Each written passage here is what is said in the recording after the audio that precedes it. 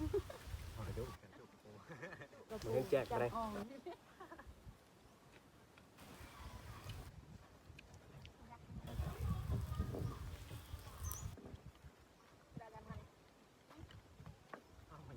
ย่านเลยเขาก็เขาเบื่ออยู่ในซอกเต็มร้านเสียงดังเริ่มกดไลค์กดแชร์เด้อพี่น้องเด้อ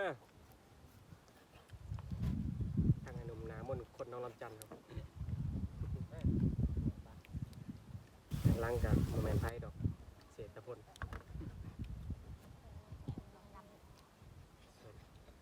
เศษเอาโปกามา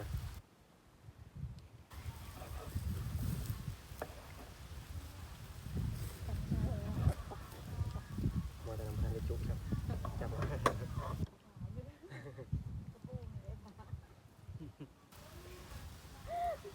จะเรียกก็ไม่ได้แบ่งเอาไว้แบ่งเงินแจกเที่ยวมันลึกในโดดก็อย่าไข่แล้วไม่ได้เห็นเลยแม่ยังวังเอาลูกกินใจนะ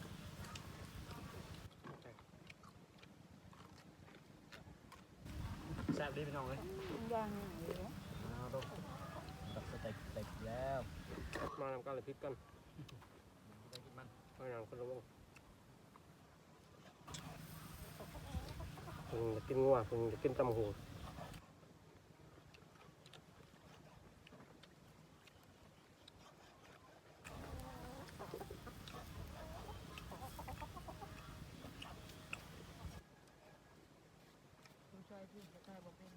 เป็นไงรอยตัดเส้นมันกินเวลาบ่เนี่ยตัดลงมือกินยาไปเลย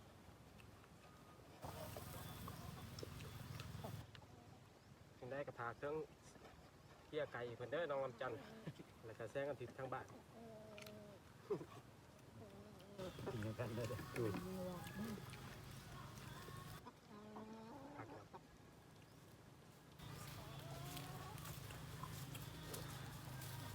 เขาเป็นลมจิ้มโค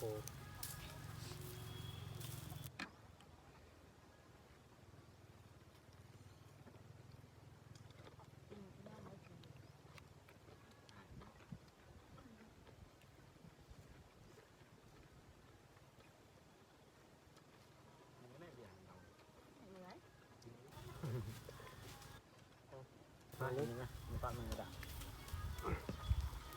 เออมาติ๊กนะ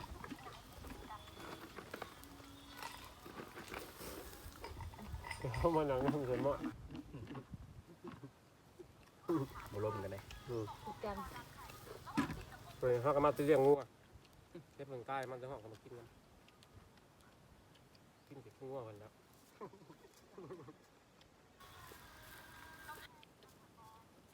ไม่ขับเป็นชุดเหยาะเลย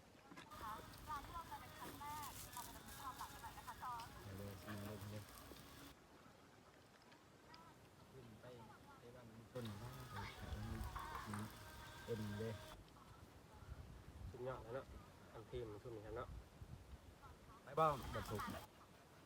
ปุ๊บขันมามาหาว่ะไปเลยคือขึ้นไปกับพี่ดาวเสียบบุว่าเสียบปุ้ยพูดแล้ววะเสียบป่น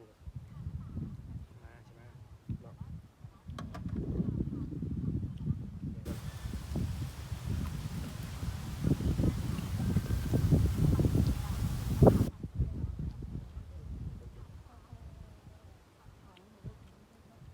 เอาเพชร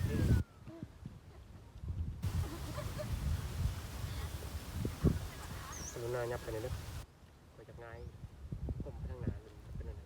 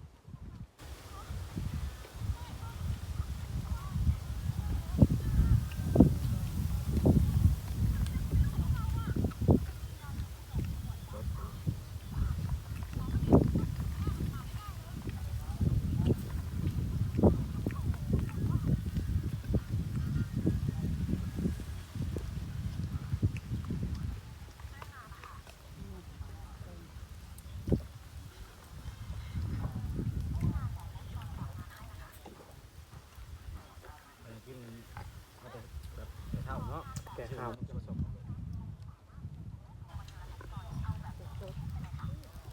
โลนะอยู่เบิด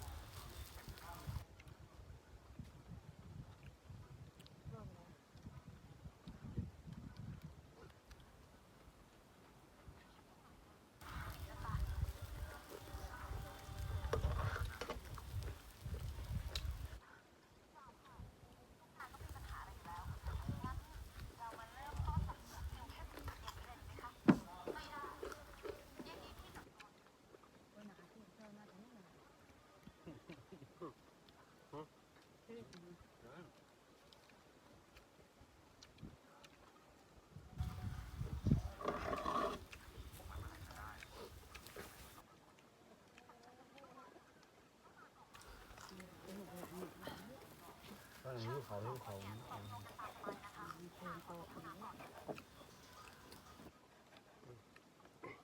มาแล้ว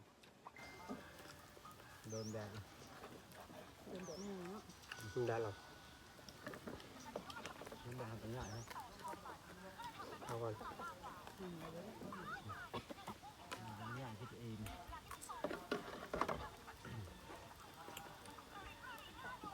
ใช่ไหมครับว่าคือไปหรอคือกรอบมาเนี่ย เทียบกัน ตัวลงยัง เ